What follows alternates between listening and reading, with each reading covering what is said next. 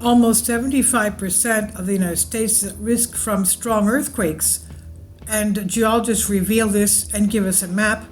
Now, we've had very huge earthquakes recently with a lot of damage. Starting, for example, last year, we've had the underwater volcano eruption. We've also had the 7.8 magnitude and 7.5 in Turkey with a lot of damage. And we've recently had the volcanic eruptions in Iceland. And Japan earthquakes, of course, are still going on, west of Tokyo. And what's happening in the United States? Just the other day, we had a 4.5 in Ohio. So that's very unusual. But this is a map showing the red areas. Of course, Alaska, the west coast. We also have the New Madrid seismic zone under the Great Lakes, which of course the Great Lakes, I've said many a time, is a mantle plume. There's magma under there that's been there since about 1 billion years ago. And the continental United States is stretching and growing because there's magma underneath. So the new ultra-detailed map here of the USGS shows us that 75% of US states are at risk of having strong damaging earthquakes, and some are at far greater risk than others, of course. The West Coast, for example. Nearly 75% of the US could be struck by damaging earthquakes, the US Geological Survey has revealed. The new findings made by a model used to build a color-coded earthquake map, and it reveals that millions of Americans live in these areas with these high earthquake risks. It includes known earthquake hazard zones such as Los Angeles, San Francisco, Portland, and Seattle, also areas like Salt Lake City, and even Memphis. And according to the new model, 37 US states have experienced earthquakes greater than magnitude 5 in the past 200 years. The new information helps update the odds of harmful quakes in the seismically active regions of Alaska and California, and highlights the possibility of more damaging earthquakes along the central and northeastern Atlantic as well, which includes the cities of Washington, D.C., Philadelphia, New York, and Boston. The researchers published their findings recently, just December 29, in the journal Earthquake Spectra.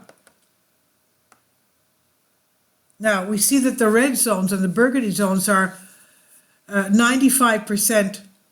The chance of slight or greater damage from an earthquake shaking in 100 years is 95. And then the red goes from 75 to 95. Then the orange is from 50 to 75%. The yellow is from 25 to 50, and the green is from 5 to 25. Now, the green here, you notice that the area around the northeastern United States, just around the border with Canada, is green. I don't agree with that because I've noticed that there's a lot of earthquakes around Quebec and Ontario. They're not big, but it's part of the New Madrid seismic zone. The New Madrid seismic zone is actually the fault line that is sort of getting ready in millions of years, I guess, to slough off the eastern United States from the continental. And the St. Lawrence River, as we know in Geology 101, every river is a fault line. The St. Lawrence River, all the way to Lake Ontario, Lake Erie, is part of that New Madrid seismic fault zone. And then you have, of course, you have the Mississippi River down in the south. That's part of it too.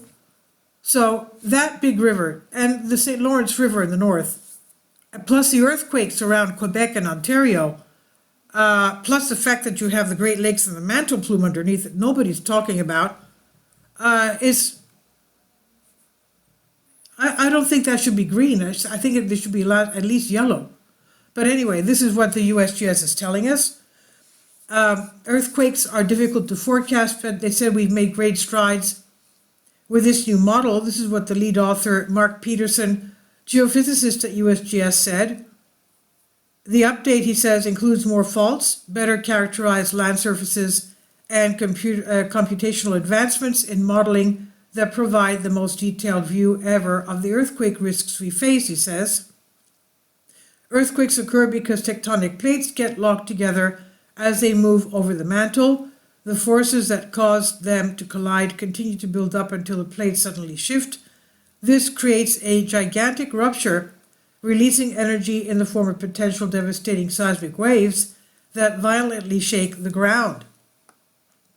He says scientists have searched for patterns that could forecast major earthquakes for decades, but without a precise map of the Earth's subterranean crust, these efforts have come up short. Instead, geophysicists collate data on past earthquakes, locations, and magnitudes to create a risk map indicating where the strongest and most frequent tremblers hit or could hit.